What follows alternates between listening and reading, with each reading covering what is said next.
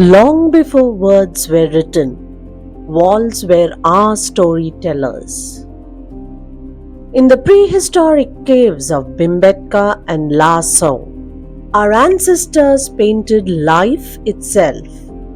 Hunts, dances, and the first dreams of humankind. As centuries passed, these stories moved from stone to sanctum. Temple walls began to breathe with gods and legends. Palaces carried murals of kings, battles, and love. Reflections of an age that lived through color. And today, those same walls still speak. On the streets, in cities, in forgotten corners.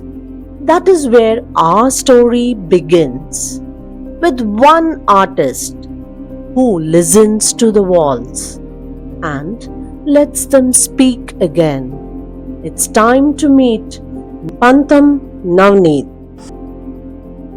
So the first mural that I have created is at the age of 15 or something like that, and I have created this at my home using radium paints, and it took a day for me to create that. And when my parents first saw this mural, they were really excited because it's not a regular paint, it's more like a light painting than using this radium paints.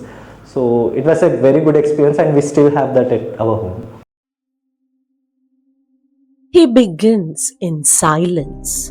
No words, no rush. Just a wall, a brush, and a mind emptied of noise. His paintbrush moves in rhythm, steady, deliberate, alive. Each line finds its balance between chaos and control. Hours fade, light shifts, yet his focus doesn't break. In every stroke, there's a search for precision, texture, and truth. So painting deities or any sacred geometries, you need a lot of courage, and I personally believe that you need the blessings of the deity as well. And especially in the process that I follow, it involves a lot of improvisation and all. And you need to for sure invoke the deity in you, try to understand it, and through the process you will try to show the divinity in your art. So that's something I strongly believe.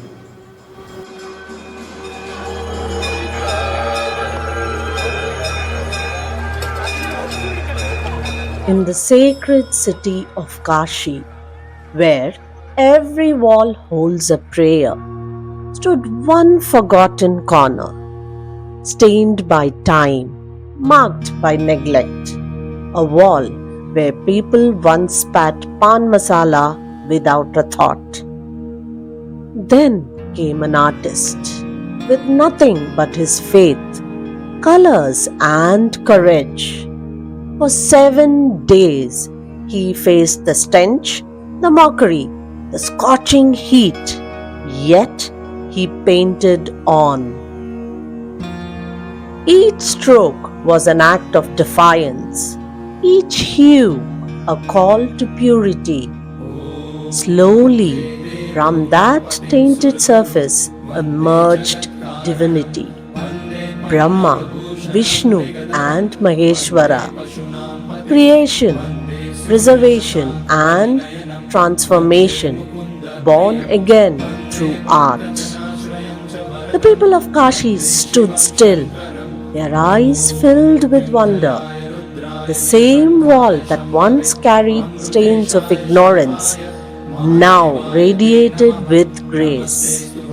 And when the final stroke was laid, the artist walked to the Ganges to surrender, to let the river carry his offering.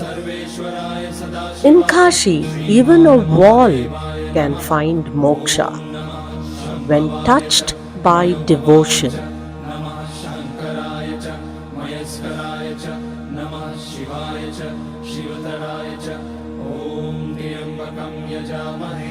सुगन्धिं पुष्टिवर्धनं उर्वारुकमिव बन्धनान् मृत्योर्मुक्ष्यमामृतात् So painting is more like a meditative process for me. So whenever I do start any painting, there are a lot of thoughts in my mind. But once I continue with the thought process, right, so I get immersed into the painting and I forget everything. So I think at the end, it's more like a meditative process for me as well. So there's this one particular artist who inspired me in my entire artistic career. His name is Kim Jung-gi. So he does something similar to the doodle realism style that I do. And looking at his videos, his lifestyle, I tried to grasp and personally created my own style of Kim Jung-gi. Doodle realism is where imagination meets observation, where the spontaneous energy of doodles blends with the depth of realistic art. Patterns, symbols, and the lines that spill across the surface, dissolving boundaries between thought and form. Each stroke becomes a conversation between chaos and control. Walls turn into living stories where imagination finds structure and structure finds soul. Doodle realism is a visual metaphor, a reminder that every line we draw connects the real and the imagined. At the Industrial Design Center of IIT Bombay, art and innovation walk hand in hand. Here, a mural comes alive, a vivid reflection of doodle realism, where imagination is grounded in observation. Each stroke captures a piece of campus life. The freedom to explore, the discipline to create, and the courage to redefine. Through his brush, the artist reimagines the culture of design. The elephant listens deeply. The horse gallops forward, symbolizing speed and creative drive. The rabbit, quick and grounded, mirrors adaptability. Amid these metaphors, cars fill the mural, echoing the restless pulse of Mumbai, the city that never slows down.